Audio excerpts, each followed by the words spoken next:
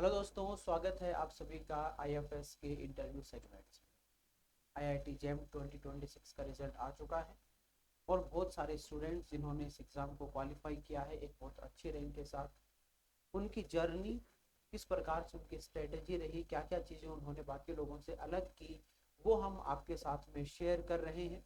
उन स्टूडेंट्स को आपसे मिलवा रहे हैं ताकि वो अपनी पूरी जर्नी आपके साथ शेयर करें और आपको कुछ वैल्यूएबल टिप्स मिल सके कि किस प्रकार से ऐसे टफ एग्जाम्स को क्वालिफाई किया जाता है।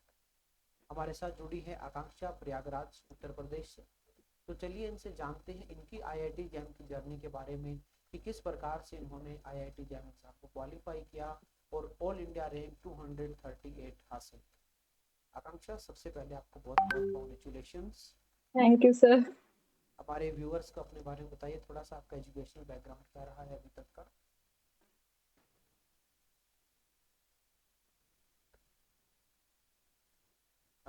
बताइए हमारे व्यूअर्स को कि आपकी जो है थोड़ा सा एजुकेशनल बैकग्राउंड आपका अभी तक क्या रहा। सर अभी सर मैं इस टाइम पे सर ग्रेजुएशन कर रही हूँ बनारस हिंदू यूनिवर्सिटी से, केमिस्ट्री ऑनर्स से सर, बीएससी केमिस्ट्री ऑनर्स से सर। और आपकी ये जो जर्नी रही है आईआईटी जैम की, ये आईआईटी जैम की जर्नी आपकी स्टार्ट कब हुई? आपको कब पता चला कि मुझे आईआईटी जैम का एग्जाम देना है और उसकी प्रिपरेशन स्टार्ट आपने कब? सर मैंने थर्ड ईयर से स्टार्ट की थी सर प्रिपरेशन सर। जब थर्ड ईयर स्टार्ट हुआ था सर, तभी से मैंने सोचा था कि मुझे आईआईटी एग्जाम देना है सर। तभी मैंने शुरू किया था सर प्रिपरेशन स्टार्ट। आकांक्षा, और अभी अभी जैसा आपने मुझे बताया कि आप जो है वो अपना बैचलर्स केमिस्ट्री से कर रहे हैं, राइट? और आपने जी सर। एग्जाम केमिस्ट्री से दिया है, बायोटेक से दिया है? सर बायोटेक से। तो ऐसा कैसे, मतलब ये एकदम से डिफरेंट स्ट्रीम आपने किस हिसाब से और कैसे चूज की?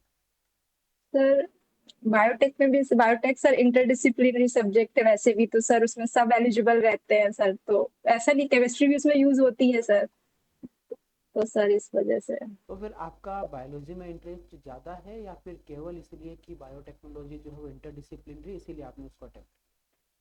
नहीं सर, थोड़ा बायो में इंटरेस्ट ज्यादा है सर, थोड़ा कंसेप्चुअल बायो में इंटरेस्ट है सर। क्योंकि आपकी जो अभी अभी जो आपने मुझे बात बताई, मुझे सुन के थोड़ा सा लगा कि केमिस्ट्री से बैचलर्स, वो भी ऑनर्स आपने अभी बताया।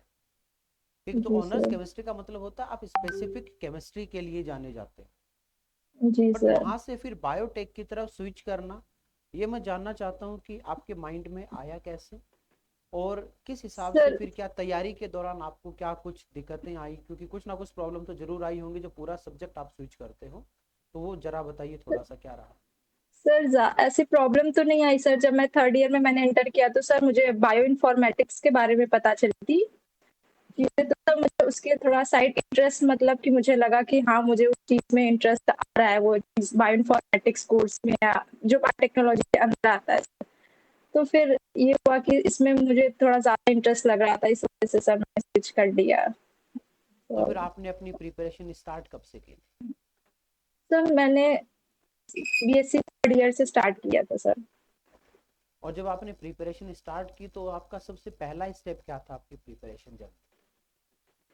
सर पहले सिलेबस को एनालाइज करना सर, और किस टाइप के क्वेश्चन आए हैं सर, कैसे पूछे गया है सर, फिजिक्स केमिस्ट्री मैथ्स, यही सर पहले एनालाइज किया था पेपर को, किस टाइप का पूछा जाता है क्वेश्चंस। उसके बाद से सर शुरू किया था। और उसके बाद से सब आपने स्टेप बाय मेजरली स्टेप अपनी हम कई सारे जो टॉपिक्स ऑलरेडी हमने अपने फर्स्ट और सेकेंड ईयर में कंप्लीट कर लिए थे, क्योंकि बॉटनी जूलॉजी तब था ही, तो और बहुत सारी चीजें तभी कवर हो गई थी, तो सर वो इतना टफ नहीं रहा। यानी आपने अपनी जी। कॉलेज के साथ साथ उसको पूरा मैनेज कर लिया? हाँ, तो कॉलेज के टाइम पे जो सेमेस्टर का सिलेबस होता था वो वैसा ही लगभग इससे भी अलाइन करता था, तो इतनी प्रॉब्लम नहीं हुई चीजें समझने में। कॉन्सेप्ट थोड़े सही थे पहले से ही, बट थोड़ा उस पर वर्क करना था अच्छे से। और जब आप एग्ज़ाम देने गए तो क्या आप पूरे तरीके से कॉन्फिडेंट थे कि हाँ क्वालिफाई हम कर लेंगे? हाँ कॉन्फिडेंस था, बट थोड़ा सा एक्सपेक्टेड जैसी रैंक एक्सपेक्ट कर रही थी वैसी तो नहीं आई, 200 के अंडर एक्सपेक्ट कर रही थी, बट रैंक इन्फ्लेटेशन इतनी ज्यादा हो गई है सर। हाँ, इस बार तो थोड़ा सा फिर रैंक में, मार्क्स और रैंक के हिसाब से लास्ट ईयर कंपेरिजन में डिफरेंसेस देखने को मिले हैं। चलिए, बट फिर भी आपका स्कोर बहुत अच्छा है। तो अभी अगर जो स्टूडेंट प्रिपरेशन कर रहे हैं आईआईटी जैम एग्जाम की या करने वाले हैं, तो आप उनको अपनी जर्नी में से क्या कंक्लूड करके बता सकते हो, क्या कौन कौन सी आप ऐसी बातें उनको बता सकते हो ताकि उनके सिलेक्शन में थोड़ी सी उनको आसानी रहे? सर मुझे लगता है कि सबसे ज़्यादा प्रिपरेशन के लिए मेन सर कि कंसेप्ट कॉन्सेप्ट के साथ पढ़े सर, और मॉक टेस्ट बहुत ज़्यादा इम्पोर्टेंट है। लास्ट मंथ में मुझे लगता है सिर्फ मॉक टेस्ट देना चाहिए, और मॉक टेस्ट के थ्रू हमें रिवीजन करना चाहिए अपनी गलतियों को एनालाइज करते हुए। तो मॉक टेस्ट के अलावा अगर और कोई आप बातें बताना चाहो और कोई टिप्स अगर स्टूडेंट्स को देना चाहो?